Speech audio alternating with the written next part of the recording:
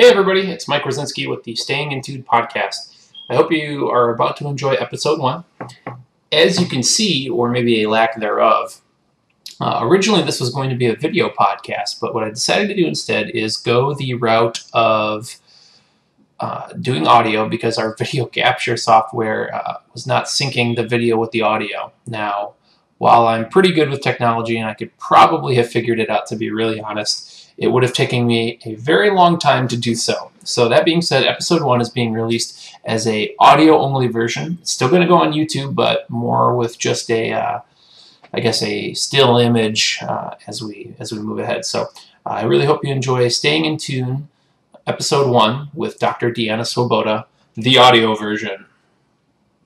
Welcome to the Staying in Tune podcast. This is Mike Rosinski. This is episode 1 of this little project that I put together. The whole point of this podcast, or I guess it's a YouTube video cast to start off with, is to get people more in tune with one another and trying to bring some great minds in music education and music in general on to share some really great ideas and just to learn some more, be it entrepreneurship in this case, in this episode, tuba-ing, clarinetting, whatever it is that we're going to be doing. So today on this episode, we have Dr. Deanna Swoboda from Arizona State University. So, hi, Dr. Swoboda. Hi, Mike. I'm great. How are you?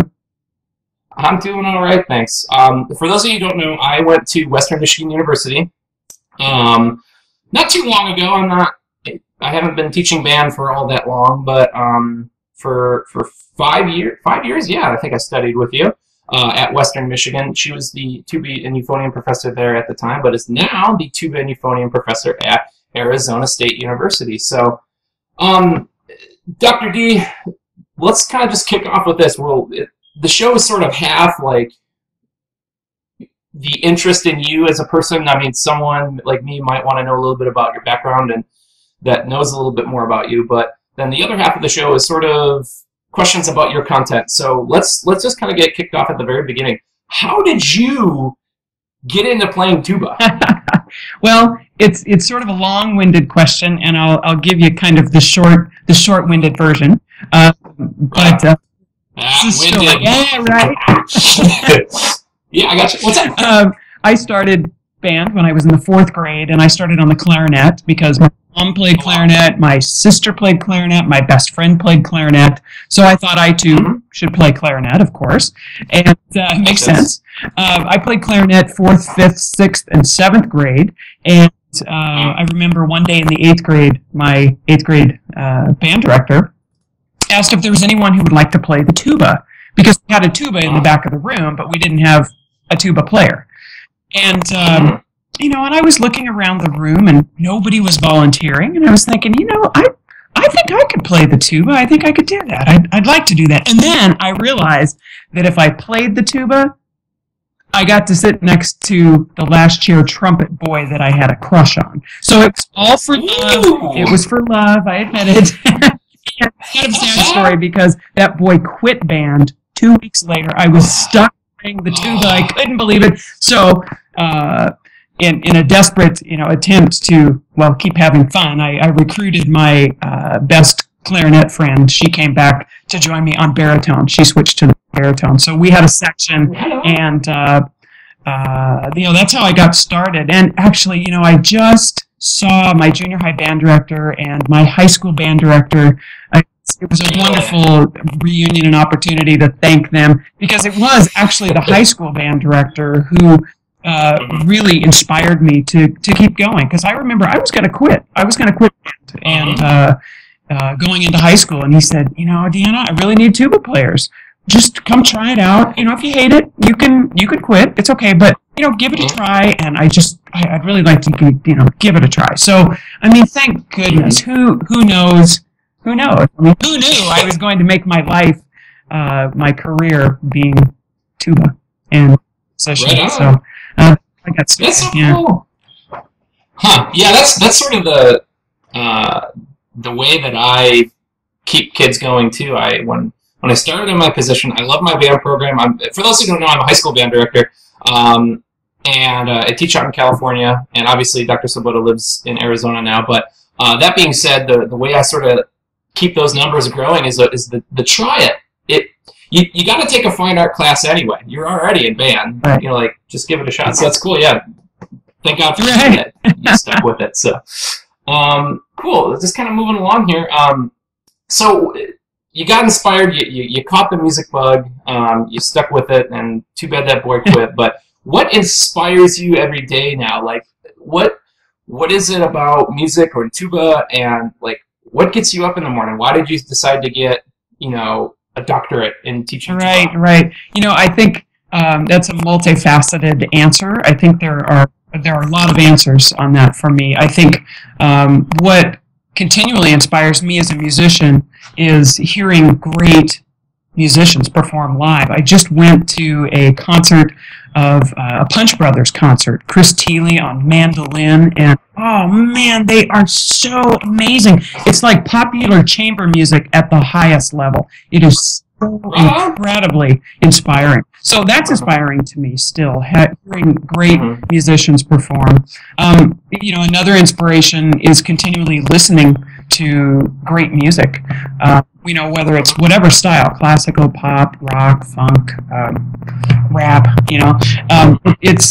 that's a continual inspiration. I'm continually inspired when I play with other musicians. I did a concert yesterday, performed a brass quintet concert with some of the local symphony musicians and freelancers in the Phoenix area, and it was amazing. The level of musicianship is stunning, and it's so much fun and inspiring after a performance like that. And I'm always aspiring, always having a goal. Always having a performance goal, so that I have something to look forward to, new music to learn, a new concert venue, a new way to combine or to collaborate and work with other people. Those are all inspirations. And of course, my students are a huge inspiration to me. I leave my job, quote unquote job, every day, because I don't really consider it a job, because I love what I do. I absolutely my students inspire me to new levels, and there's always something interesting and new that I take into my own life and my own practice as a result of something I learned from my students. And I have to say too that taking a vacation is okay too. Yeah, right on. Take a little time off, a little time for recharging, and that's really important. I just spent a few days in San Diego, and by the beach, and oh man, it feels good to get home again and recharged. Do it. Exactly. Yeah, that's cool. So that's how it's really cool to see what it is you do. The reason that we do this, or the reason that I'm doing this project, is I sort of took a cue from you. Lazy Mike Wazinski in college should have probably listened more, but I remember there was always posters, there was always announcements. Dr. Swoboda and whatever person you were bringing in that day or that week or that month, leading an entrepreneurial workshop. And I thought that was, the coolest thing. At the time I was like, I gotta go study for theory and bye. But what was so cool about it is the fact that, most of us, we go into college, we do the 4-year thing, or 5-year, or 6-year thing, and come out with this piece of paper that says you can compose, you can teach, you can do what it is. But what's cool about you is you sort of think outside of the box, and I think of you as someone who's this sort of pioneer in music education. And I only say music education because I think of you as an educator. But you perform. You're huge on performing. You're an educator, like I mentioned, but you also have this other sort of chapter, or not chapter, but facet in your life about entrepreneurship. How did you get started in that, and what is it that you suggest to people who are thinking, man, I love teaching, but there'd be something else I could do? What do you say to that?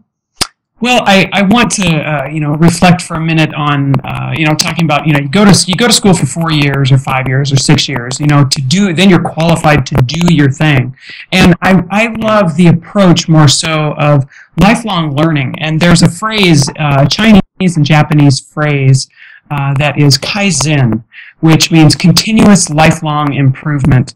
And I think as as musicians and artists, we've embarked on this journey of lifelong improvement because there's no end to how good you can get or where you're going to be, and that is so cool and inspiring. So the lifelong improvement I think is really important. Entrepreneurship I believe is really important for all artists and musicians in particular, and it's not arts entrepreneurship is not separate from entrepreneurship. It is entrepreneurship. It's no matter what your career path, it brings self-awareness. You learn a ton about yourself. It teaches creativity, skills for students to think out of the box. Combining in our case, combining art with business skills, with marketing skills. Learning how to balance a budget. Some of the basic things like balancing a budget, learning how to sell and promote your product. Which can be any career essentially in music. It makes us very aware of resources in our community and how we can have more of an effect and a change in our community, but how to use and utilize those, tap into the resources in our community as an artist, thinking more about social change, the bigger changes that we're going to make in the world aside from our the project that we're currently working on. But entrepreneurship is big, and I all of my performance majors now at Arizona State University, I really encourage them to consider combining with an entrepreneurship certificate or a business minor, or because it's those kinds of, as you said, thinking out of the box and staying inspired. Those are the kinds of skills that it teaches you. Now you had mentioned, you get to do your thing after your 4 years, and then you had mentioned a word that I sort of take around with me, and it's your product. And that could be many things. That could be the music you're making every day. It could be the kids you're teaching. For you especially, I am a Dr. Swoboda product. A whole bunch of other people, and you are. Let's kind of go back to you a little bit, and then we'll dive more into the entrepreneur thing. You studied with some pretty prolific people, I believe, at Arizona State. Who did you study with? I did. In the early 90s, I started my doctorate at Arizona State University with Sam Palafian was my tuba mentor. Actually at that time, I was also the teaching assistant for the band program, the conducting program here. So I was doing conducting and tuba.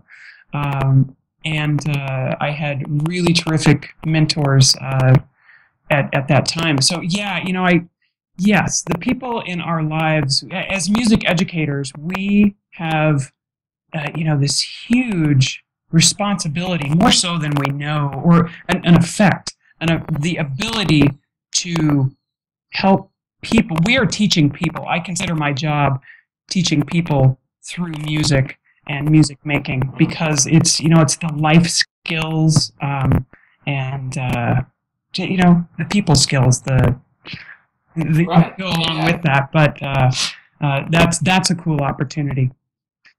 Exactly. So my mentor Sam Palafian, Rex Martin at Northwestern University in Chicago, which is where I did my master's, and Robert Spevacek at University of Idaho, where I did my undergraduate, and he lives, Spevacek now lives, we live like 2 miles apart. It's really, so they all continue to mentor me in ways that they probably don't even know. It's those inspirations, Mm-hmm. Now, so that's the student side of it. That's and you are a product of all of those folks. Now, speaking of products, you have a thing called the brass rack. I do. Yeah, and so the part of this, another facet of this podcast is, I teach high school band, and I'm really lucky because that's my thing. I love band, and I get to teach 5 periods of it. It's awesome. But I want this to also be something for orchestra, elementary, middle school, the whole gambit. And so kind of a chance a little bit to plug it, I suppose, and talk about where you got your ideas for it. How did the brass rap start? What is the brass rap, and who's it for, and where can we get it? Sure. The brass rap started, gosh, at least 25 years ago. I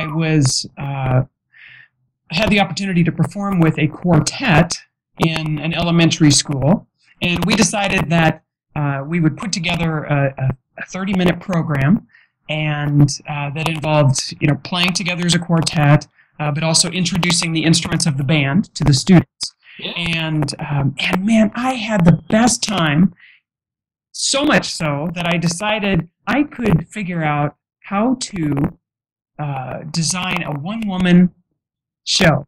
And it included essentially everything we had done, and we had written raps, and we did raps for the students about each instrument. And I thought, man, I could elaborate on this into a one-woman program, and that's what I did. I designed a program that was an assembly program for K through 6, and so the brass rap eventually became Band Blastoff, which is Band Blastoff is now also a band recruitment DVD that's available, and I, like 15 years of my life I spent rapping and performing, and I had decided that I really wanted to play. I wanted to perform, and I loved performing for children, and the mission became, if I could go to every school in the country and perform for those students and get them interested in joining band, just think about how that would affect music education. Well, that wasn't quite possible to it wasn't humanly possible to get around to every school in the United States, but I did my best. I did my best work, and the mission was to raise the awareness of music education and to excite the students, to light that fire for them to join band. And I partnered with music dealers all over the country, and at the time I was partnering with Getson as a Getson tuba player, and so I had a lot of support along the way with that project. So a question from my sister-in-law, of all people. She was in band for a little while, but it's another facet for you that I think is really prolific is the idea of, and I'm not saying I am my poor dog. I'm not saying that this isn't an issue or not an issue, but let me rephrase that. It is definitely an issue. How have you found success as a woman in what is unfortunately a very predominantly male profession? What is it that you do to be involved, and how do you fight that really unfortunate male bias that is out there? Yeah. Well, I have to say honestly, I didn't think about it much throughout my career. You were the tuba player. It was my goal, or my mission, my mantra for myself was always be the best that I can be doing what it is that I love to do, and just be great. I remember Sam Palafian saying that to me, Deanna, just be a great musician, be great at what you do. So there's no question about what you do and the way you do it. I have over the years encountered a barrier or something I had to get through because I was a woman in a more male-dominated field. But I think those are for me personally, I consider those opportunities to reflect on myself, what it is that I'm doing, how I'm doing it, and what I should do next and how I should move forward in a professional manner. Because I never considered, I'm not a confrontational type of person, and I think that has benefited me in life, being more flexible and always, well, as you mentioned earlier, thinking out of the box and what's next. Okay, if I come to a stopping point, well, I'm not letting anybody stop me. So I'm gonna figure out how to do what I want to do by taking a left turn or a right turn and zigging and zagging around the bump in the road, essentially. It's an honor to be a female role model. I remember talking with my colleague at Western Michigan, Lynn Folk, Dr. Folk, the horn professor, and we did have the conversation about that neither of us had studied with a female in our field, and wondering what that would be like, because it is different. It is different. We all teach in different ways and experience different things, but I do find it, being an honor now, knowing that I'm a role model in this field,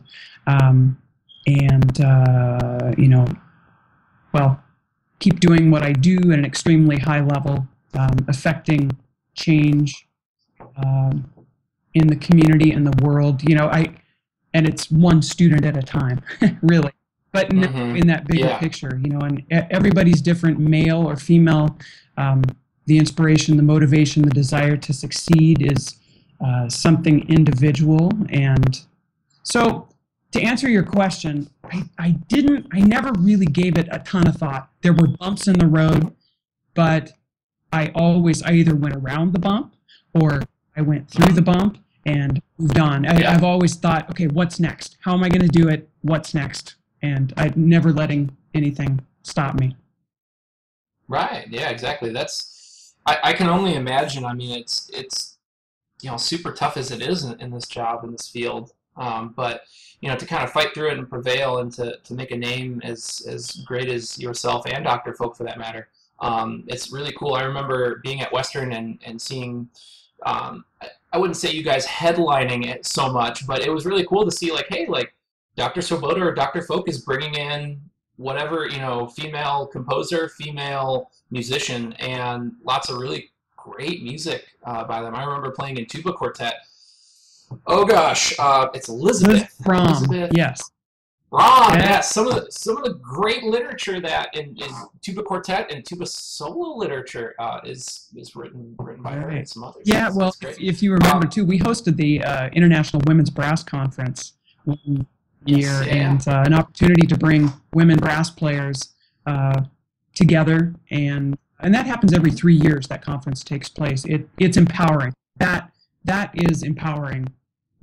Women brass players together and having the opportunity to talk about what you do and to perform together, and it is different. It's a lot of fun.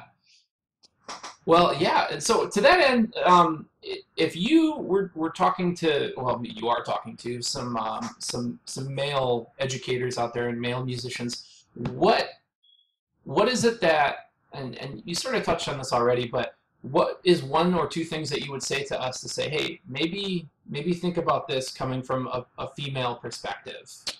I think it's important for educators to empower their students, male or female. So giving equal, quote unquote, equal opportunities, for their male and female students to excel and to create and to embrace what they're doing, and that we all need that little kick in the butt sometimes, right? And that's equal too, man. We just it's the support, the continued support, and inspirations for all of your students, whether they're male or female.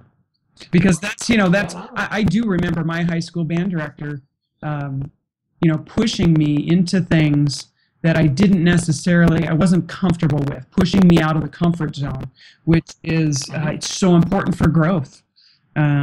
So that's important. Push us, keep pushing. Right on. No, that's awesome. So you teach at Arizona State, and are you entering year 3 or 4 over there? This coming will be my 4th year. Right on. That's so cool.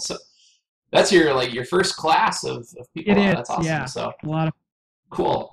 What would you say to someone, band director or a prospective student, in order to study with me? What is it that you need to know? What are some things that maybe a senior should start preparing for this upcoming year? What can a junior maybe start working on? What is it that you would suggest for us educators in the trenches to ship people off to you? What should they know? Sure. Um, I like to suggest if a student knows that they are interested in a music education or a music degree of any sort, to start taking private lessons, at least a year away from auditioning. Um, Contact, it's never too soon, I think, to contact the private instructor at the university that they will be studying with. The sooner I hear from a student and I know about their interest, I can kind of follow that student and learn Yeah. about that student as well. Um, Mhm. um, and even, as you know, one of the most challenging courses in a music curriculum is ear training and, piano. Those are the classes that we all, I think, struggle with at some point if we haven't been prepared for those kinds of courses.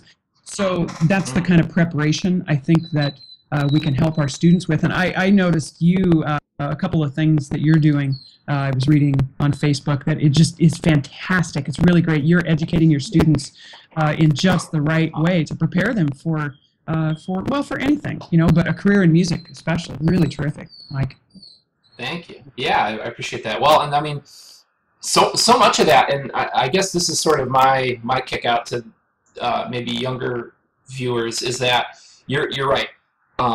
Reaching out to professors early is great. They want to be emailed. Maybe not at a certain time, and maybe not with you expecting a email back right away. But that being said, I think reaching out to people like Dr. Swoboda is good ahead of time. Also, the other thing that you sort of touched upon is the fact that there's so many people that do this, and it's rather unfortunate. They want to be a music education major.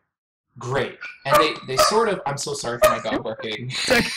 My wife decided to take dog number 1 on a run and leave dog number 2, and dog number 2 is super jealous. So I apologize for that. But that being said, a lot of people write off their lessons. They're like, it's just, it's part of the thing I have to do in order to get the baton in my hand. A lot of what I do is because of you. Every kid in my program has a shaker.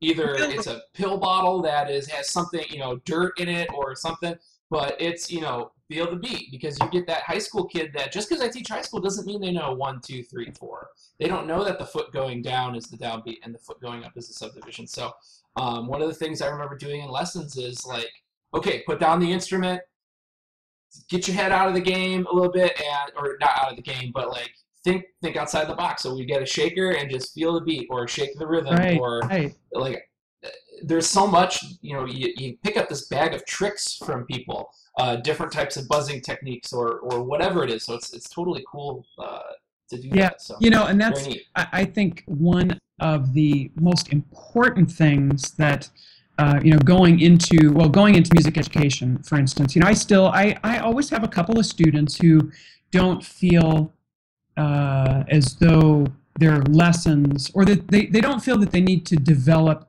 any better or any more skills on their instrument. But as you just pointed out, it's so much more than that, because you're going into music because you're a musician first and foremost. And personally, when you're learning your own craft, you're learning in order to teach later, and how to do those things and how to communicate with people. And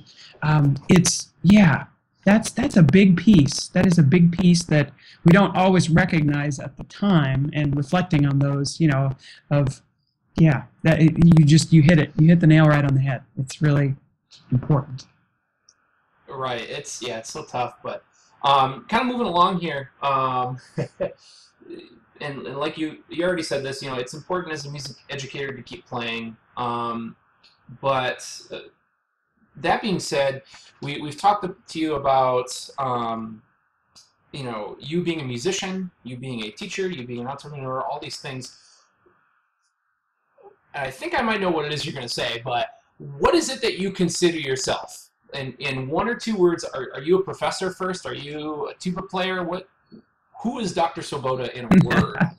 I am first and foremost a musician. I play the tuba and I teach. And those things combined, but first and foremost, a musician. If I don't keep musician at the top of that, I personally am not happy. I'm a musician first thing in the day, before I'm a business person, before I'm a teacher. For me, that helps set the bar for my students, the expectations for my students, and keeps me connected in ways that I'm not just talking about it, but I'm practicing it and helping my students. Right. Exactly. Yeah, and that's the thing. I remember the methods professor and guest. I think he's going to be number 3 or 4 on the show. Is Dr. John Leischner, the main methods professor at Western Michigan. Yeah, it'll be fun. But one of the things that he promotes is, and it's part of my philosophy as well, is I don't show up to work every day thinking I'm going to make the next, Sam Palafian or Dr. Swoboda or Lynn Folk. I show up first as a musician, and from there it's making good people. And luckily, most, not all, most musicians tend to be good people. We're good citizens. We're the people who try to go out and change the world. And just because we make a musician, I'm sure you've met a lot of people too. There are a lot of great people that have walked into your studio and they decide to do something else with their career. And they turn out being great people. So I think you're right. Staying as a musician first is an umbrella to a lot of things. Yes, it is. So. And Mike, we kind of tagging on to that, thinking about some cuts that the state of Arizona has had recently in arts education. We continually talk about the arts and negotiating to keep the arts and the importance of arts, but it's also a student who studies the arts in college and doesn't necessarily make a career in the arts. We need those kind of people to speak, to be voices of our community, to be voices in the government. Those people could go on to be lawyers. They could go on to be to serve on boards in our community and be spokespersons for change. We need more artists in the government. In order to make change, and for everybody to get out and vote. That's the other thing. It's like, well, I don't really need to vote. I don't need to vote yet, or that really doesn't matter. It matters. Our voice matters. Our opinion matters, and we have to continually think about ways to improve what we're doing. And we all have a voice, and we can all talk about it. Without arts in the schools, we wouldn't have those cool personal devices that all of us hold you know what I mean? It's like, that's design, that's art, that's design, it's music, it's all of that in our lives that we just don't realize how it affects. But man, without music and the arts, it would not be as cool as it is. Right? Yeah, it's not a good place. No, you're totally right. And it's that person who makes a cut at the federal level that they're not a bad person. Most people in the world are inherently good people, truly, but they don't know what it is they're cutting, and it's because they weren't involved with it. You're absolutely right. We'll kind of starting the beginning of the end of episode 1. Sort of the last viewer question is my friend Chris Duda. Do you think popular songs that feature horns and band instruments help get younger people into music, such as things like Uptown Funk and Thrift Shop for saxophone and stuff of that nature? What is pop music doing right or wrong to get kids into playing? I think it's great. Personally, I think it's great. You know, we learn best as we make associations with what we already know. So if I can pick up an instrument and play one of my favorite songs, cool, I'm hooked. And that's the other thing. How do we get, it's butts in seats. How do we get them hooked? How do we get them in? How do we get them hooked? How do we keep them? I'm reading a book right now called Make It Stick. And it's the science of successful learning. And learning requires memory, and we all have a memory of popular songs, favorite music, and how cool. We all kind of have that dream too of like being our favorite pop artist, So I think it's fine for that initial learning. Well, it's also fine for continuing as well. I mean, we still create through that pop music, we can still create a foundation of fundamental skill set, because all new learning requires some sort of prior knowledge. So if we can take the fundamental skills that we learn from those pop songs, and then as educators, it's our job to inspire our students to teach them the love of all styles of music. And if we're excited about it, they're eventually going to be excited about it. And I'm thinking, Right. Pop music has value. One, it's fun. It's something fun that we do, and we learn better, and we ingrain the material stronger. Two, the student is learning a fundamental skill set associated with music reading and playing music, and then we transfer those skills and that fun to other styles of music, and and learning other styles. That's growth, and that's process of learning, and which is part of our jobs as music educators. But I think the classical crossover is such a rage right now. It's really awesome.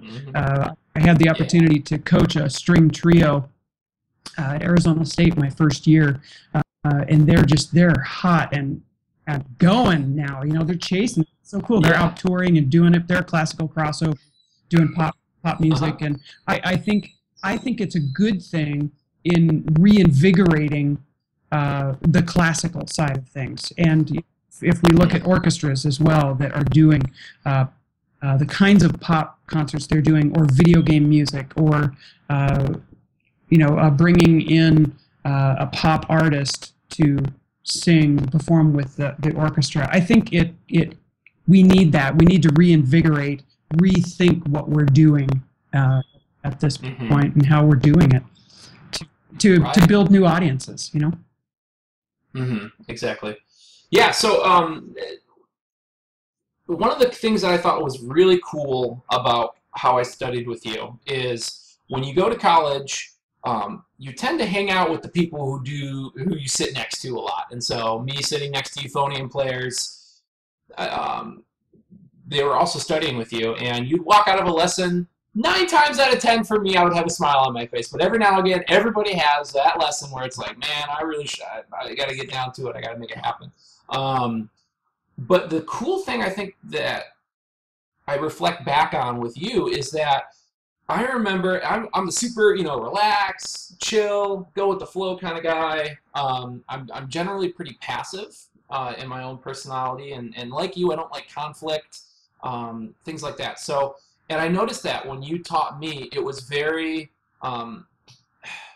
relaxed. Almost seems like a bad word in this sense, but it's not. It's like it was very. I enjoyed coming to lessons. I knew I was going to learn something. I was going to have, like you said, fun doing it, because that's how I like to do things. Now there are some people who aren't that way, and everybody's a little bit different.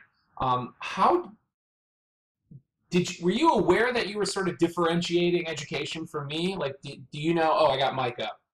I gotta I gotta chill out. Or so and so is coming up. Like he needs a beating, kind of thing. Like, how do you do that every day? Like, what's sort of your mantra for that? Definitely getting to know the person first. That's why I love my job. I love people. I love getting to know people. I think that's really important. in teaching private lessons in particular because it's one-on-one. I like to know what interests the person outside of music. I like to know how they learn best, whether they're a visual learner and an oral learner or a kinesthetic, for example. And then, and knowing that to know how to motivate and inspire using those kinds of techniques, but also using a diverse methods and keeping it interesting, because we all, the pacing of what we do is equally important. So I do consider it my job teaching people through music, and yes, it is totally prescriptive. When I knew Mike Rosinski was coming in, totally different from the person who was just before, and it's teaching people, working with people. Definitely. Cool. So we'll kind of wrap things up here. We'll talk a little bit of hardware. What is it that, what are you playing on now? Just sort of, let's talk tubas and euphoniums. I have my own bias, of course, but what would you say to someone that is coming to study with you on tuba? Like, what are some of your go-tos? Well, I am currently a miraphone artist, and I play miraphone tubas. I do love miraphones. I actually started out, that was my very first tuba in high school, was a miraphone tuba. Right on. And I still see a lot of those in schools, the 4-valve rotary miraphones, the B-flats. Great instruments. I think size is really important, considering the size of a person, the size of the instrument, and having a match. So at the junior high level, and by all means, I think it's okay to start students on a tuba. A lot of people like to start on euphonium and make the switch. But if that person, well, first that person has the right attitude about it, the go-for-it attitude, yeah, I want to take this on, that's really important. But then having the size of the instrument match. So I think it is important to have a 3/4 size instrument as well as a 4/4 size instrument to accommodate different body sizes. And there are so many instruments being made right now that there's not one that's the go-to instrument. I do prefer miraphone, just saying. But there are so many instruments out there now to choose from. I think that I always heard, well, piston valves are better for the band room because they last longer. Piston valves, you have to oil like crazy. They can get bent or jammed pretty easily. It seems like, the older instruments that I see in high schools right now, it's that 4/4 4-valve rotary valve instrument, because you don't have to oil the valves as much. They're durable. They last a long time. So when it comes to choosing an instrument, have a 3/4, have a 4/4. I do prefer the rotary, I think, for longevity. And having a good mouthpiece for the student to start with. Oftentimes the instrument comes with a recommended mouthpiece. I like to always recommend as a starting point the Helleberg mouthpieces. There's the standard Helleberg, and there's the Helleberg 7B, which is smaller, depending on the size of the embouchure and the need of the student at the time. So having a couple of choices for students to try. Yeah, that's cool. I think I agree. Those at my school, I have one ancient. It's in 2 pieces tank. You got the upright bell, and the thing's huge. But it's I don't even know the brand off the top of my head, but it's a rotor valve, and that thing sat in a case for God knows how long before I got there. And they were playing on sousaphones for concert band. It was like, oh God. So pull the thing out, and I don't know how, and I'm not recommending not oiling, but it just worked. So, here you go, kiddo. But I think it's like a 5/4 size, so it's like get the football player on that. But cool beans. Well, all right. So this is sort of the opportunity now to to plug whatever it is that you do. I know you have your own website, www.deannaswoboda.com. And what is it that we would find there if we wanted to learn more about you? I have several CDs that are available, and you can find that on the website. The Band Blast Off video is still available. It's available through me or through focusonmusic.com. I have a new lip slur book for tuba that will be published soon through Meredith Music. And it's beginning through advanced, a great book and resource for your tuba players to have. Yeah, links to the International Tuba Euphonium Association, for which I serve as past president, and a ton of great resources there for music educators, pedagogy, listening, and we have a deal right now where there's a free 1-month trial for the online portion, so you can register as an educator. Yeah. Right on. That's so cool. Well, it's really a pleasure to see you and hear you again, and I'm so happy for all for this new blog, for this new it's not a blog, it's a netcast. I'm so happy for your new netcast. This is really awesome. Yeah. And I know that you're a great educator just from knowing you as a person and all of the wonderful things that I see and hear that you're doing. So excellent. Well, thank you so much. I appreciate it. Well, and thank you for, being an inspiration to not just, bettering myself as a euphonium player and playing really cool literature, but being the person that has the guts now to, put a face to a product and to try to put something like this together, because it definitely wouldn't have happened as a possibility without you. So, and thank you for being that's why you're numero uno. Mike, so, thank you. Cool. Well, all right, folks. Well, until next time, that's episode 1 of Staying in Tune, the podcast or netcast. We're still kind of working it out. But guest number 2, who I'm interviewing later this weekend, is Mr. Michael Stone. Michael Stone is the president of the California Music Educators Association, and before that was a very successful middle school band director here now in the Bakersfield area, which is where I teach. Bakersfield, California, in the, I guess, the northern portion of the southern portion of California in the San Joaquin Valley. So very cool. Well, thank you so much, Dr. Swoboda, and until next time, thank you. Have a good day.